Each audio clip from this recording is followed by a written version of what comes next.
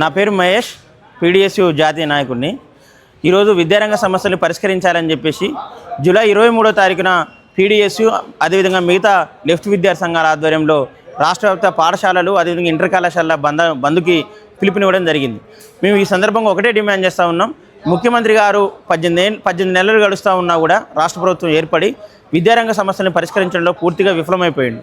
అందులో భాగంగానే మేము ఈ 18 నెలల కాలంగా అనేకమైన పోరాటాలు నిర్వహించి ఈ సమస్యలను పరిష్కరించలేని తరుణంలోనే జూలై 23వ తారీఖున మేము బంద్కు పిలుపునివ్వడం జరిగింది. ఈ సందర్భంగా మేము ప్రధానంగా డిమాండ్ చేసేది ఏంటంటే, ఈరోజు ప్రభుత్వ పాఠశాలలు ముఖ్యంగా మూసివేతకు గురవుతూ ఉన్నాయి. వాటిని మూసివేతను ఆపాలి, దాంట్లో ఎన్రోల్మెంట్ పెంచడం కోసం ఈ ప్రభుత్వం కృషి చేయాలని చెప్పేసి మేము డిమాండ్ చేస్తూ ఉన్నాం. అదేవిధంగా ఈరోజు మెస్ కాస్మెటిక్ ఛార్జీలు పెంచినామని చెప్పేసి మాట్లాడుతూ ఉన్నా కూడా అవి హాస్టల్ విద్యార్థికి ఎక్కడ కూడా సరిపోవడం లేదు, ఇంకా మరింత పెంచాల్సిన అవసరం ఉందని చెప్పేసి ఈ సందర్భంగా గుర్తు చేస్తూ ఉన్నాం.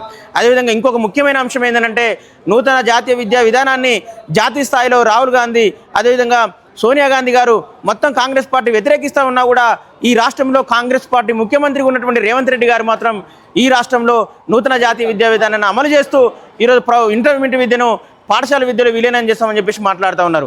దీనివల్ల ప్రభుత్వ పాఠశాలలు కళాశాలలు అన్నీ కూడా మూసివేతకు గురై విద్యా ప్రైవేటీకరణ కార్పొరేటీకరణ మరింత పెరిగిపోయి ఈరోజు ప్రభుత్వ విద్యా సంస్థ మొత్తం కూడా ధ్వంసమయ్యే ఒక స్థితి ఉంటుంది. కాబట్టి ఈ నూతన జాతీయ విద్యా విధానాన్ని మొత్తం కూడా వ్యతిరేకిస్తూ అసెంబ్లీ తీర్మానం చేయించాల్సిన బాధ్యత ఈ రాష్ట్ర ప్రభుత్వం మీద ముఖ్యమంత్రి మీద ఉందని చెప్పేసి మేము గుర్తు చేస్తూ ఉన్నాం. దీన్ని తక్షణం వెనక్కి తీసుకోవాలని చెప్పేసి మేము డిమాండ్ చేస్తూ ఉన్నాం.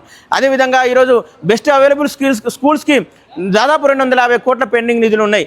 ఈరోజు వాళ్ళు డబ్బులు పెంచాలని చెప్పేసి డబ్బులు ఇవ్వాలని చెప్పేసి వాళ్ళు డిమాండ్ చేస్తూ ఉన్నా కూడా ఎక్కడ కూడా ఈ రాష్ట్ర ప్రభుత్వం నిమ్మకు నీరెత్తినట్లు ఉంటున్న పరిస్థితి ఉంది. కాబట్టి ఈ సమస్యలన్నిటి కూడా పరిష్కరించాలని చెప్పేసి మేము డిమాండ్ చేస్తూ ఉన్నాం.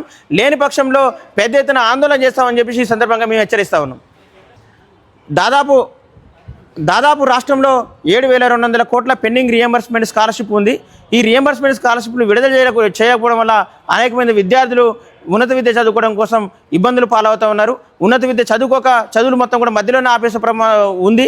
అదేవిధంగా ప్రైవేట్ కళాశాలలు చాలా ఇబ్బందులకు గురి చేస్తూ ఉన్నారు పేద బడుగు బలహీన వర్గాల విద్యార్థుల్ని.